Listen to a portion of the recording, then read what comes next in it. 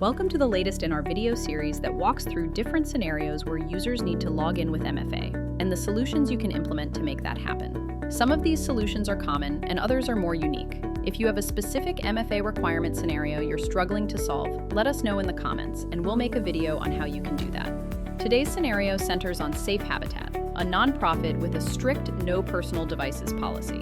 Nothing BYOD is allowed. Yet, they're rolling out MFA to meet new cyber insurance requirements. The challenge? Introduce MFA without relying on smartphones or apps. Solution 1. Hardware tokens. Safe Habitat's IT manager, Jillian, issues hardware tokens to staff. These small TOTP generators produce 6 or 8-digit codes. The user enters their first-factor credentials, selects hardware token from the drop-down list, taps the button on the hardware token, and inputs the code into the space provided. They're portable, affordable, and don't rely on smartphone tech. Solution 2.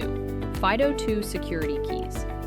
For stronger, phishing-resistant security, Jillian also rolls out FIDO2 keys for certain users.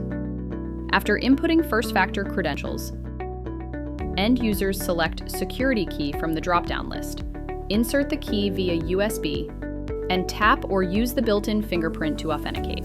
While it's a higher-cost solution, it provides state-of-the-art protection without requiring a personal smartphone device.